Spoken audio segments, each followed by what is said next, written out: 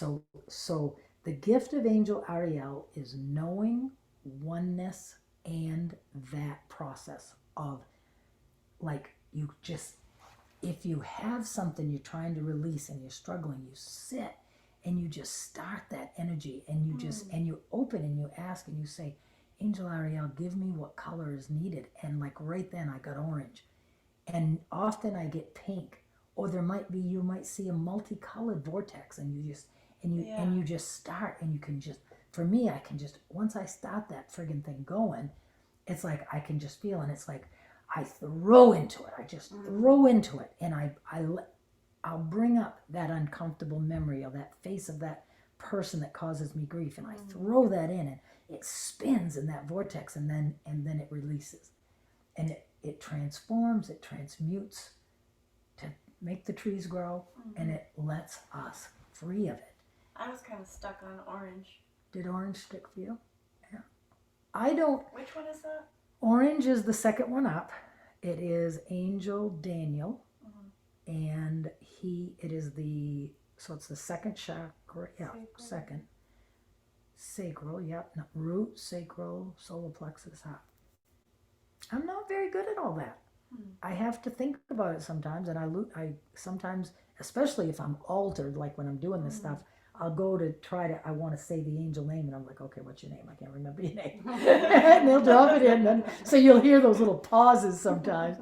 But you're human and you're altered, and I do want to honor the right name for the right time. They probably don't give a crap. Right. Yeah. They know that I'm putting my the names focus. are for us. Yeah, the names are for us. But they said that. They said that getting that personal relationship with them, and I'm still going to go back to tell you about your daily brushing your teeth. That you want that personal relationship, because if you're struggling in an area, like if, say, you have to, what we would call human terms, confront a situation, something that's uncomfortable, you settle into your adult self, you've got to say something that's not easy to be heard to somebody, it has the potential for upset, go to Angel Celestina. Give me the words, Angel Celestina. And I bet you both have had times in your life when you got done talking to somebody and you were in your mind going, I don't really know why I knew all that. Have you ever had that happen? Yeah. That's the angels. That's the angels. I have lived that my whole life. I was that kid that old people would talk to and would go away saying, I don't know how you know this. You just helped me so much. And I just would have a perspective. I would have a perspective, and I'd be in my head going, I don't know why. I really didn't even know enough to know, to think, why did I know it? I just knew stuff. But I never had any kind of gifts. Like, I was an empath. I didn't understand what that meant, but I have always been an empath, and so that being an unidentified empath shapes you, because you're so sensitive to everything, and people make fun of you, and people are harsh and mean, and I thought everyone experienced feelings the way I did. I didn't realize everyone didn't. And chances are pretty good that you both are empaths, because when you're on this journey, it's typically because you have that sensitivity, that sensitivity that, it's just, I have watched very little stuff on YouTube about being an empath, but when my therapist said to me, this was part of my journey 2 years ago, she said, I want you to look up what it means to be an empath. So I went and looked it up, and I found a quiz, and I think it was like a 35-question quiz, and if you had 15 yeses, you were an empath, and I think I had 32. Yep. I'm going back to that damn, what we do every day, like brushing our teeth. Okay, so in just a few minutes, you utilize those angels. You just, in your mind, and you don't even have to do that. You literally can just say, please release all that does not serve me. I ask that you clean. One of my quickies that I do, if you pardon the phrase, one of my quickies is a big old shower head, and I picture like silver or whatever color comes, silver or pink, beautiful, washing through my energy. If I'm in a hurry, and I just say, please take away anything that doesn't serve me. Let me release anything that is not helping me on my day.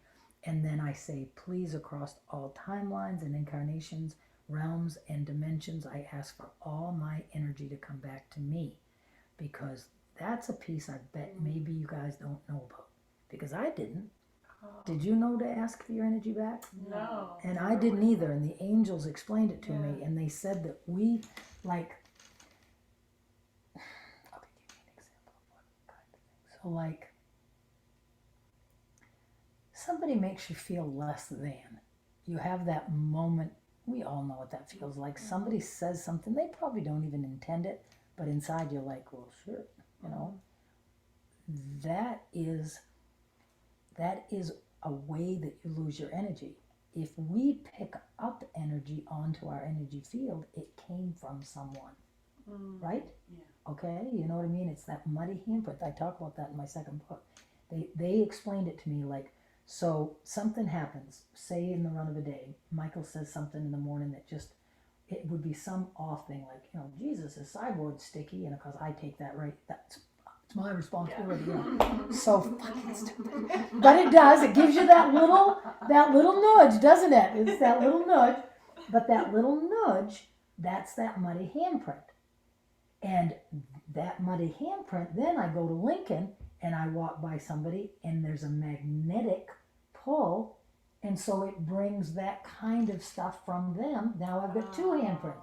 Then you have 3, and then you have 4. Well, if you go through a bunch of days without washing them friggers off, then you can't. Then you know, if you know Abraham, you know about the thought forms. You've got a thought form. If you've got something resonating in the, you know, I looked at myself in the mirror and I thought, Jesus Christ, I look old this morning. That's a handprint. And then it doesn't take much before you think of how big the, I'm getting old, I'm not enough, I'm not good enough, I'm not pretty enough, I'm not skinny enough.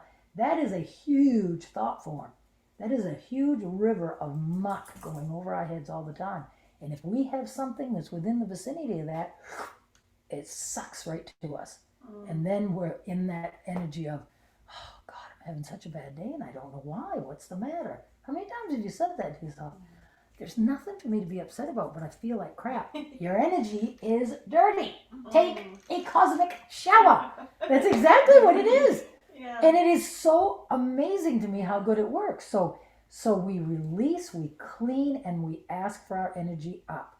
If we and I don't quite, as I'm saying this, you know what? My jaw is starting to shake. Let's ask the guides while the water is heating. Let's ask the guides, how do we lose our energy throughout our day? What are the things that happens throughout our day that take away from our energy?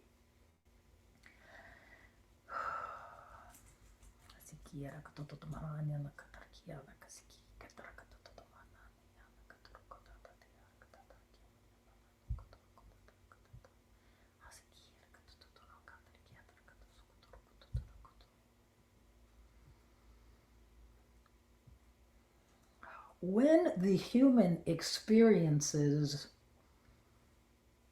emotional disruptions, it is a splintering of your energy body.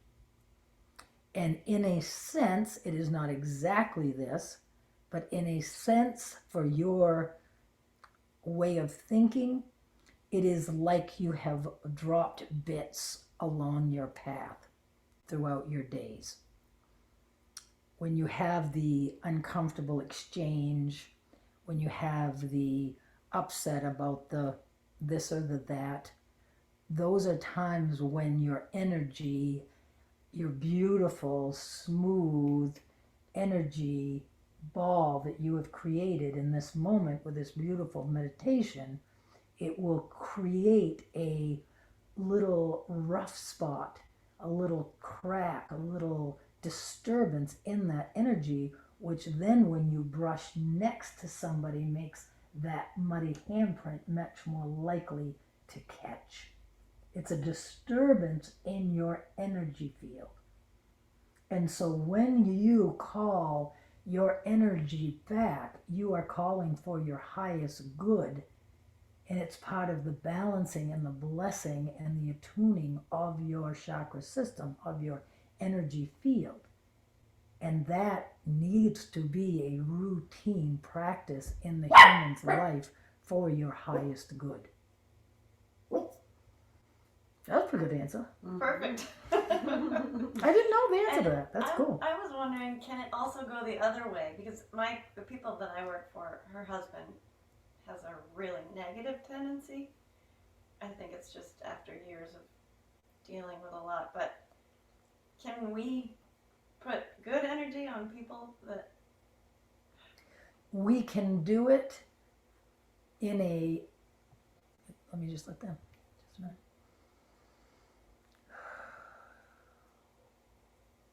Within your interactions, when you are practicing your self-care and your relationship between, as we tell this one, me, and you have tended to your own vibrational frequency and have all of your tools on board, shall we say, from that energy, you are able to shine your light of love and allowing, which would be like a balm to that person, all the while tending to your own vibration so that their negativity doesn't have the opportunity to rough a patch up, so to speak.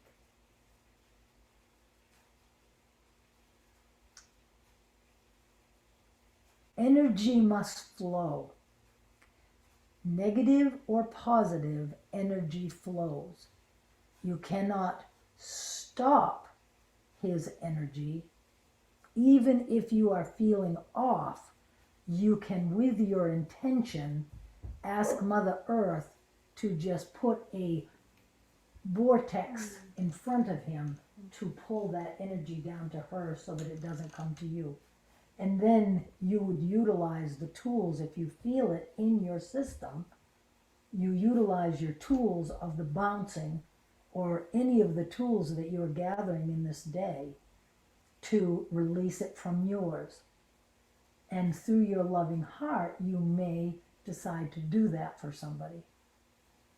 That's a good answer. I had done my quick breaths and I'd done my, my brushing my teeth things and stuff, balancing my energy, releasing, bringing back. That stuff we have to do every single day. But I needed a meditation like what we did today. I needed it because didn't that just make you feel like you were one with the world? Oh, So good. And I can do that. It's beautiful. So I come home feeling a half a bubble off plum, and I was feeling grumpy, and I was kind of slutting around, you know how you do. And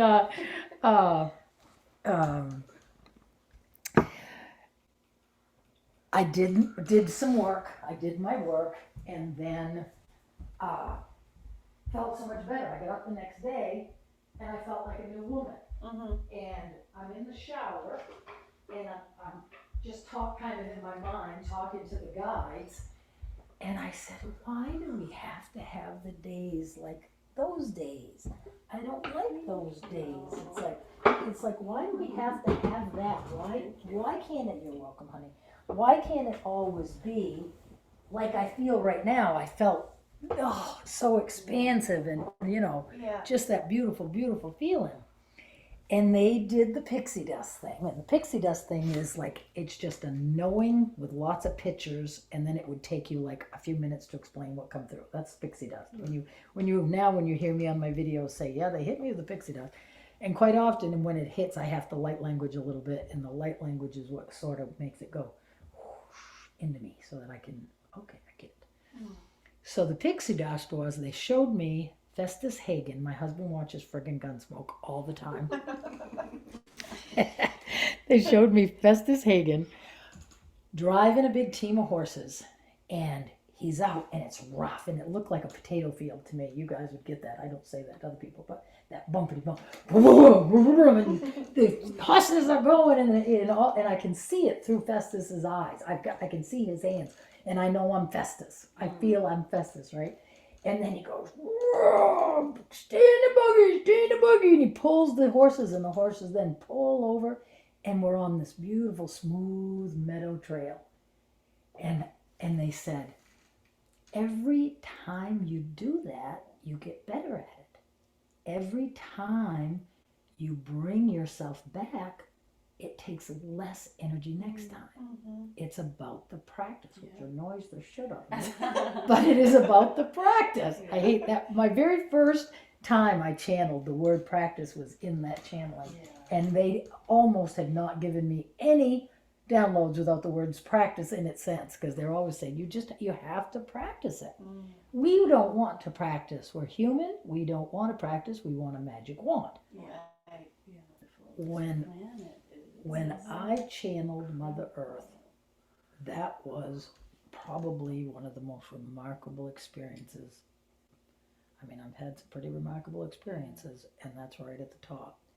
The energy that came from her, it was just unbelievable. I do transcribe it to the best of my ability because I record everything, but I was sobbing. I was just sobbing as the words were coming out, so I couldn't understand some. But I did transcribe it to the best of my ability. But the big theme was that we have to, they're starting to refer to what we are doing with this stuff, this thing, as the sacred circuit. That we need the sacred circuit. People, like for 59 years, I had this connection, but I didn't have this connection. I wasn't connected at all to the lower chakras. I wasn't connected to Mother Earth. Now she did explain to me that I actually was. I have rocks in every room in my house, and, you know, and I love the ocean. I love water. I want to be on the water. If we can have a choice in the winter between having a fire on shore or on the water, I want to be on the ice. And she explained to me in that download, it's because when we are on the water, the energetic footprint of the touch to her is so much bigger. That's why it feels so good. Turning your face up to the rain. Do you like doing that? Oh yeah. So think about what water, by its very nature, it cycles through our Mother Earth, and it cycles through the cosmos, and then we can feel it on our face, and it is connecting us to so much, and it is so awesome. The connection, the relationship with Mother Earth and the relationship to your angel team is very important, but your relationship with you, the human incarnation that is you, is vital. And until that is good, you will not be able to maintain the frequency that will allow all the dreams and all the rainbows and all the unicorns to come in. And that's just the truth. And I don't know if you guys heard any of my videos where I talk about the relationship between me and me. Have you heard me talk about that? Okay, I hate to repeat myself. So they've explained that when we decided to come forward as humans, we agreed to certain things. We agreed to the understanding of linear time and space. We agreed to duality, free will. Those are some of the things that we agreed to when we decided to have the experience as a human. One of the big agreements was the continuum of emotions that we agreed to. That from my understanding, and I think even like Bashar and Cryon have said that emotions, the amount of emotions that human has is unique. And that's what my guides say too. So think of the continuum of emotions. Think of the center of that continuum as neutral. This is just a theory. It's a way of thinking about it, okay? But think of that as neutral. And when we think about that neutral place, we could think of it as our adult self. The adult self, the true adult functioning, cognizant, deliberate self is neutral. We're not getting all excited. We're not getting all sad. We're going to get shit done. I always say, you see a hole in the boat, you get the fucking duct tape, you put duct tape on the hole so that you don't sink. That's the adult self. On this end of the continuum, you've got awe and wonder and joy and happy and fun and love and all these wonderful emotions, those are from the inner child. Your experience of those is from, and this is kind of psychology, okay? This is where Kelly's guides meet psychology from whatever. So that's your inner child, and then this end, the despair and the worry and the anxiety and the fear and the hatred and the anger and all of that is also your inner child. So we can think about it. My guides have said that when you have those nudges that are outside of neutral, you know you're dealing with your inner child. And so that's quite something to think about, isn't it? And so, but when we're feeling excited and happy and awe and wonder, we're glad she's in a good space and we're getting to feel that. But what about this end? So that's the inner child work.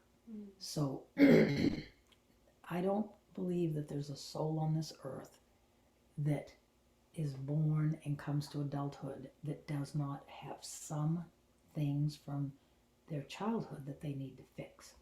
Because we now know, my guides have said, the reason why this is so important is because right now in time, lay people without big educations, understand that we have a subconscious mind, that we run on our subconscious mind like 90 to 95% of the time. The average Joe knows that. It's enough talked about in TV and stuff that people know that.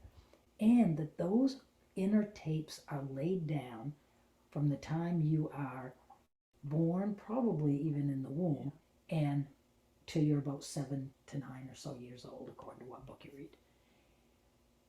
So the things that got laid down, when we're talking about establishing your frequency in the present moment, it's awful hard to do that if your inner child is in there feeling like, well, they're not going to like me. They won't like me. Why would they want to like me?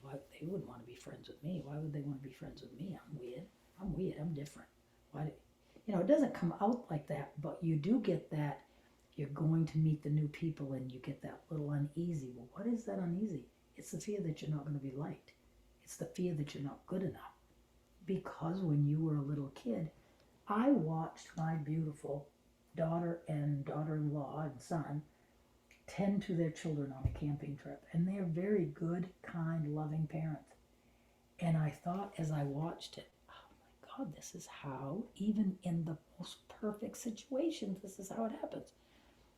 My little Macklin, my 2-year-old grandson, who belongs to my son and daughter-in-law, he goes charging. He's 2. You can't get off the grass, Mackie. If you get off the grass, you're going to have, Mama's going to have to give you a timeout, Mama says. He does his on your mark, gets set, go, and charges towards the swing set. So she goes and gets him, brings him to the camper, puts him in the camper, closes the door, holds the door shut, turns her back, and holds him in a short timeout, only seconds. But now think about that. My behavior caused Mama to hold her love back from me. Yeah. I'm not going to give you my attention because you're in a timeout. Yeah. So my behavior is, now you put a dad that got mad a lot, or I don't know what kind of childhood you guys had, but lots of us had. What we had was normal, early 20s, you don't know shit people raising us. Right. And they did the best that they could with what they had to work with. And quite frankly, it wasn't that great sometimes. And then you got the other side of it. It can be horrific too.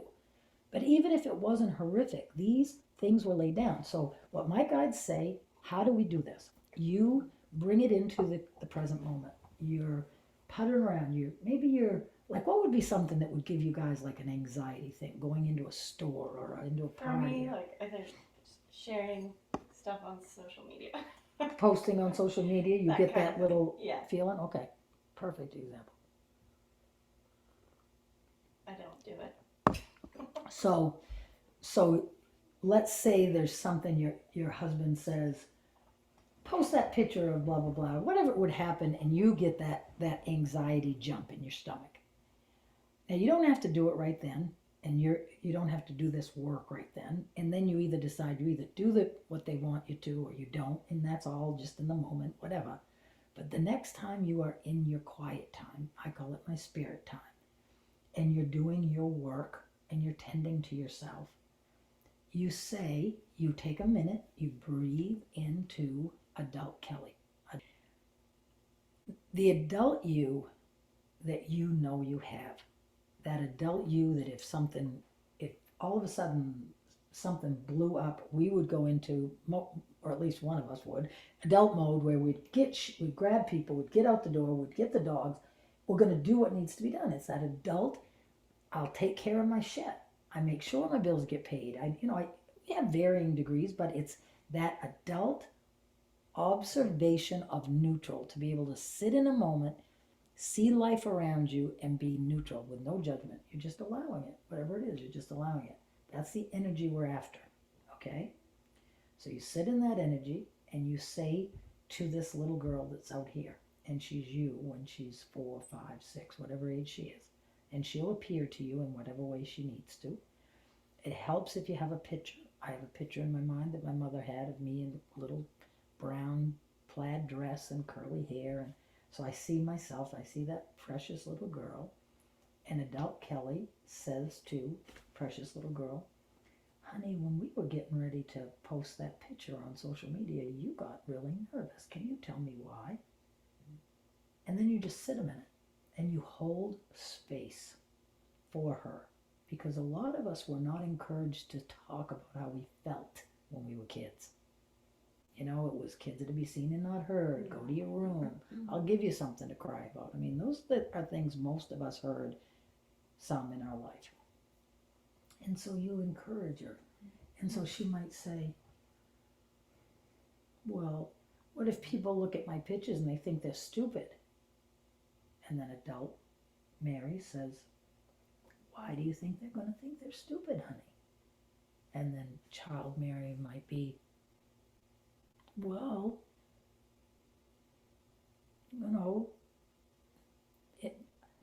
I don't all the time think I'm as good as everybody else. Other people are smarter than me. Other people are prettier than me. Whatever it is, you're going to feel, the little girl is going to say her truth. And you just sink into the feelings of a 5-year-old girl as she thinks about posting that picture. What is she feeling? Not enough, not good enough. People are going to judge me. My stuff isn't as good as everybody else's. All of that, whatever it is. And that's the work.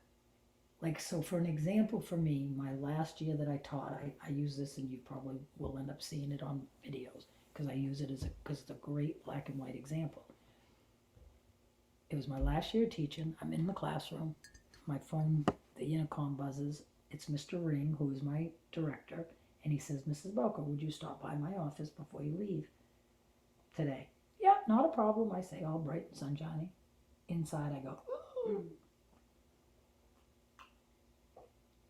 And I'm like, oh fuck, what have I done? Mm-hmm. Now I was a great teacher. I was highly loved and respected. But I'm in my head going, what have I done? What did I do? What did I do? Anxiety. I am in my adult, I'm doing what I got to do. And I go down, and it turned out to be, will you stop by this meeting on this day? Would that work for you? Kind of thing. It was nothing. So I'm riding home, and what I did when I did my inner child work is I used my voice recorder, because I do better talking it. Some people do better writing it. And I invite both of you to let this be a step in your development, because it will make all the difference in the world. You don't know that you need it until you start keying in and being like, oh, if you are feeling an off feeling, it's from your inner child. And once you know that, you're like, well, shit, then when I get mad about that all the time. Why do I get mad about that? I got to ask my inner child, why am I mad about that? When I'm in my adult head and I'm calm, I think, why does that upset me? Well, let's find out. You're going to find out when you talk to her. She's going to let you know. So I'm driving along, and I breathe a couple times. I connect to my adult, and then I say, baby, you got really, really nervous when Mr. Ring called our classroom. Why? And then I don't try to think about why. I sit and hold space, and I try to feel a 5-year-old hearing his voice on the phone, what he said, and I try to feel. And I got, I don't like going to his office. What if he's mad? And so adult Kelly says, well, honey, why would you think he's going to be mad? Well, because people get mad and people yell. So when have people yelled at you? Well, Dad used to yell. Dad yelled all the time. And I hated it. It made me scared and I wanted to hide. And sometimes I wasn't allowed to go down to my bedroom and I didn't like that. And all of this just, and I'm getting this kind of deja vu feeling like, oh. And I'm remembering, Daddy coming home from work, maybe drinking, maybe not. But Dad was a huge personality, gregarious man. He was loud and he was scary. I was a little tiny girl and he was a big man and he was scary. Even when he was in a good mood, he was a bit scary because he was just such a big presence, Yeah. And so I came back and I said, baby,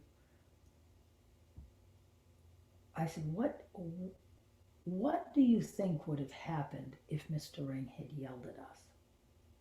Well, I don't know, but I'd have been awful scared. And I just don't want to be around it.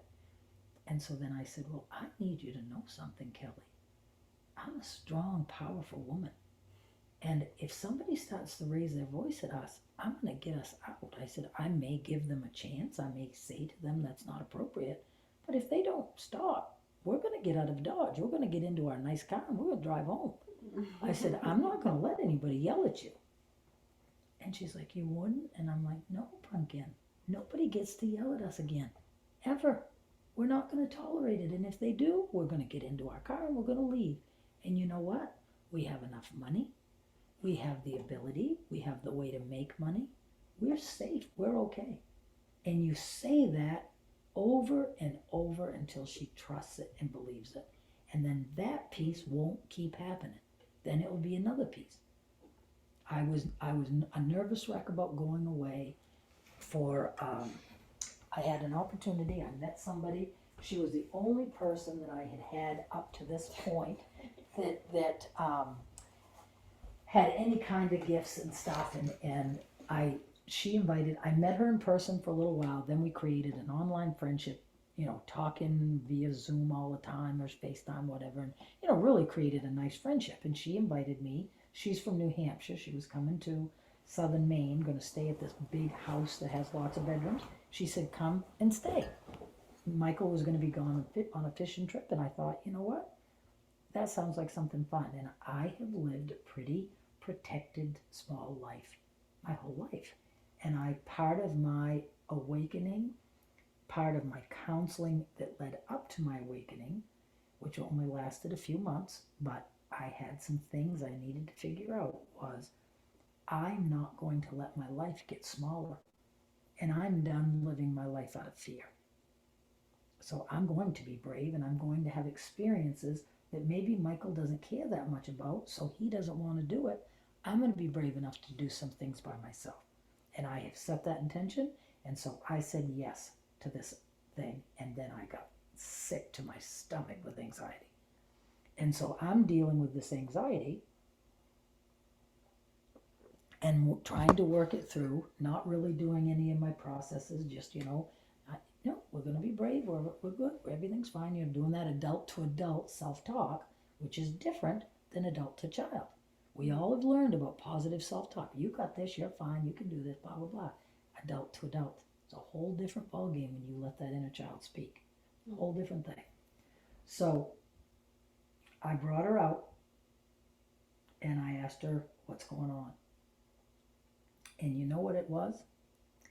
She was afraid of being cold and she was afraid of not having enough food.